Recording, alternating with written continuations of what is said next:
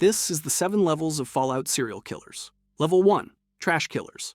On this level we have the Raider Gangs, not a named character as you can encounter several examples through all the games. For example, the ones of Fallout 3 are in my opinion the most savage depicted of the whole series. You can see his job on all your journeys through settlements, invaded buildings, and a variety of zones, all sharing a sinister atmosphere and horrible bodies scattered all around. One of the first examples that you can get is the first supermarket you commonly visit in Fallout 3, a dangerous place that, even before you enter, has a horrible depiction of what these raiders can and are willing to do. You can see bodies on pikes all around the nearby zones of the parking lot of the supermarket, burning bodies, screams of pain that can be heard at the far distance, and mutilated bodies. The horror. And then, you enter the supermarket, bodies hanging on the ceiling, ones with less extremities that they should have, others with horrible marks on their body, and of course the raiders living there around all these bodies. Their job, of course. But all of this doesn't creep them out a little bit. If you aren't detected, you can even hear some chats about what they did to some of them and laugh, showing the decrease of humanity these kinds of people have. But these trash killers are far from the Level 2 killers.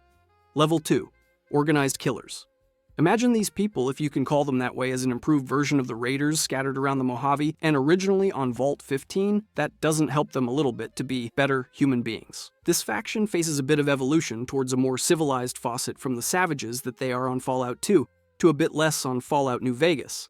The difference that makes them a bit over the normal Raiders are the fact that they have a more functional mind and the capability of using tactics. The Khans are more organized, have better control of the zones they fight for, and caring. If you could say that of his members, basically the difference is that they tend to take fights with a bit more brains to not sacrifice soldiers for nothing. See them as a raider-organized group specialized on attacking caravans and dealing drugs, with their other speciality being causing headaches to the NCR. This is pretty clear as they are involved in numerous skirmishes and kidnappings, which, bit by bit, ultimately provoked the NCR to respond in retaliation at the Bitter Springs massacre. If you thought organized killers were bad though, the next level will freak you out.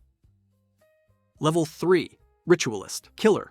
Fallout 4 bringed us a fleshed world that was seen from the POV of a person that lived both worlds, pre- and post-war, bringing us to this killer commonly known as Fenn's Phantom, that we originally know through Dear Detective tapes.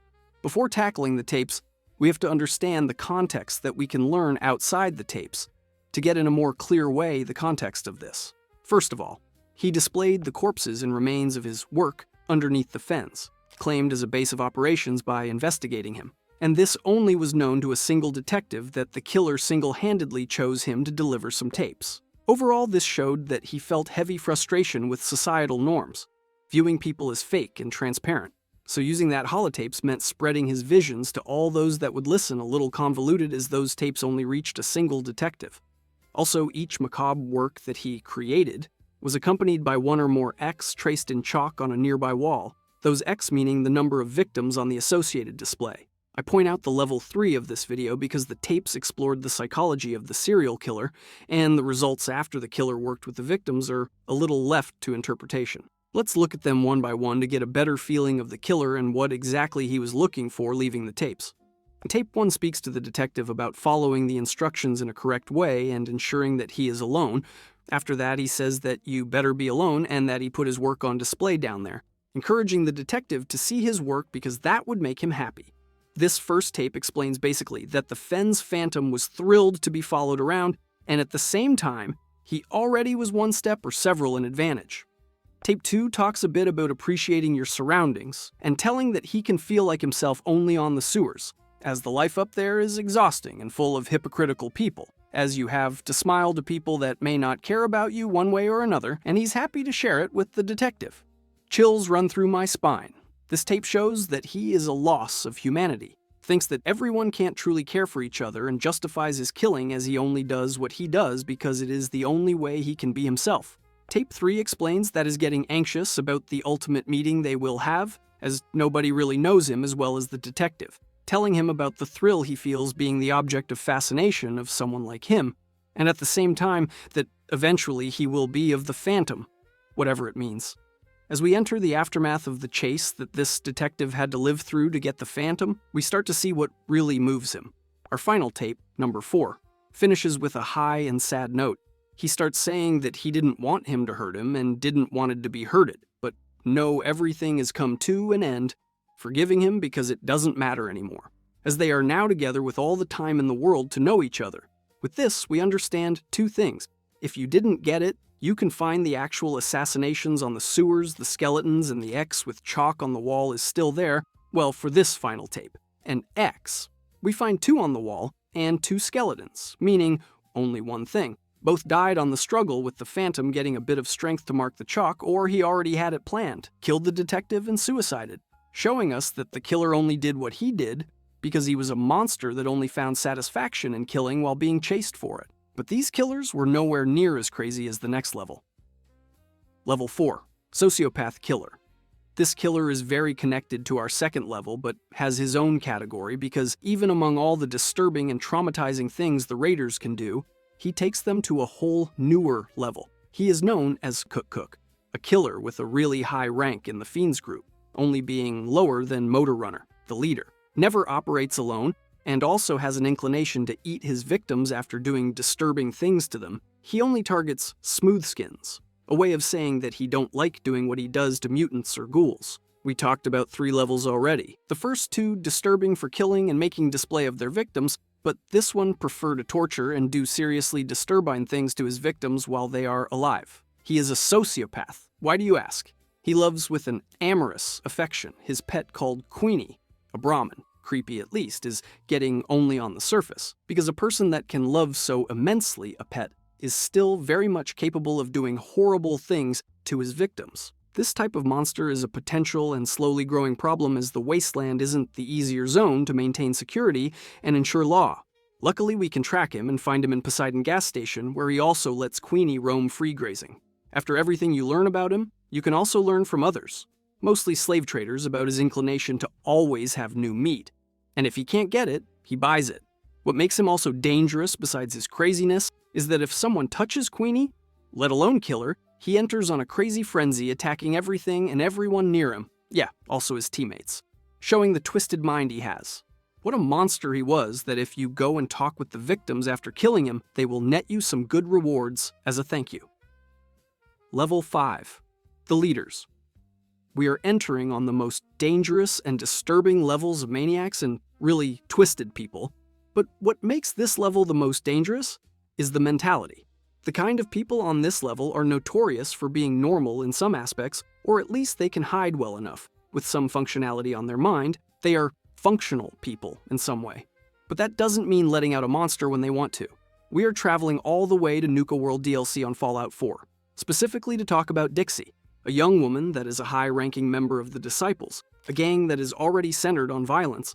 But what level this is, that a young woman easily put his peers to shame and sticks out as the most bloodthirsty and dangerous in some cases. We can learn a lot about her different ways. One of the most prominent are the spectacle mounted on Fizztop Mountain. This is the lair of the Disciples, so you cannot expect a normal way of living. This gang is full of vicious raiders. So obviously, the decoration consists of things like human remains. Most of the mutilated corpses and trophies, or at least that's how she calls them, are souvenirs and holotapes provided by her victims, one way or another. The tapes can be listened to, and while they don't exactly share a story as everyone is independent of the other, well, they actually reveal the tactics, misdirections, persuasion, I could say, and basically all his girlish demeanor to talk their targets into letting their guard down. Also, one of the terminals around has an entry that talks about the leader of the gang deciding to elevate Dixie to that position as a means of maintaining her under control, because she is a bit afraid of letting her run among the others and destroy the fragile peace between gangs with his intricate way of living. You as a character can try to persuade her to enslave his victims instead of killing them. Lose if you ask me. And also can be a random encounter after dismantling the gang and not killing her. But ultimately, if you are on a normal route, killing her will be a must. This serial killer shows absolutely no remorse or interest in stopping its ways besides the brief interactions we can get. Still no way of redeeming it. And that is fine, as after everything she does, it is impossible to come back, in my opinion at least. Level 6, Tool, Serial Killer. We have explored a ton of situations where a serial killer can be born, as well as situations where a serial killer simply follows that path by conviction, pure joy, or as a twisted way of being alive. Now we shift the blame to not only them, follow me on this, What about other killers that aren't exactly bad by themselves, but mostly follow an idea or are manipulated into following and defending a goal, most common through a larger organization or a political group with so much power? We are talking about Frank Horrigan, the main antagonist of Fallout 2, is the first on the list that isn't exactly a human, is more exactly a former human, now super cyborg mutant or something like that. For starters, was a giant man, the personal bodyguard of the President Dick Richardson until a hidden moment that was cataloged as an undocumented psychotic blunder that cost Frank his post, and the cause of being resigned to wasteland patrol duty that, at the same time, also cost him his humanity. In one of those expeditions, he came into contact with the forced evolutionary virus in a military base and started mutating, so the Enclave sent him to the oil rig to study him. From here, if it wasn't enough, everything went downhill. As a variety of studies were tried on him, the problem is that those experiments were more similar to a torture and having a guinea pig instead of trying to help him. Much is said about having him on heavy sedation for a period of 2 years. After a lot, and I really mean in a lot of experiments, he became a super mutant, Josh machine, and also his physiology and mentality were shattered too. When they ran out of tests, the Enclave decided to redeploy him as an operative on the field. With a custom-engineered set of power armor with empowered supersized microfusion reactor, way better than the normal power armors of the Enclave. Nobody could match him as he was the single deadliest combatant in all of New California. The only one who could beat him is the Chosen One, the protagonist of Fallout 2. The most important factor about him being level 6 instead of maybe 1 up or down is the mentality he has. As you know, the super mutants have low intelligence. Maybe for the humans forced by the forced evolution virus? Even worse. And also add that the Enclave ran various conditioning programs on him and was under presidential direct orders. Now you know where I am going with this. A conditioned, almost unbeatable monster that follows orders without any sort of questioning and a twisted reality. This is shown as he speaks to all the Wastelanders, referring to them as muties, while the mutant is himself. That alone shows how broken he is. Now, talking particularly about assassinations, on August 30th, year 2241, he had the task of tracking and capturing, recruiting an elder farmer whose knowledge could prove dangerous, a straightforward mission guided by an institution by pure probabilities. By misfortune of him, the Chosen One witnessed the execution, and curiously enough, Frank, who wasn't known for his mercy, let him live, his most crucial mistake, to that day. Now in the game, he also kills Matthew in a Brotherhood bunker located in San Francisco, again, while he was on a mission to acquire the Vertibird plans. A lot of people he denomines peasants while you're exploring. There's some legends of their own comrades about what he is capable of doing, but in my opinion, all of what we already covered and his strange satisfaction for killing make him one of the most lethal serial killers, with the twist of covering his taste for killing with the reason of doing it for the mission. Level 7. Ideology. Killers. For the last level, I have 2 strong candidates, but one of them is from the TV series, so we will stick to the games as every serial killer we have covered comes from them in one way or another. The President, John Henry Eden, for anyone that don't know, he is an Zayax AI unit installed in the Raven Rock complex just northwest of Washington, D.C.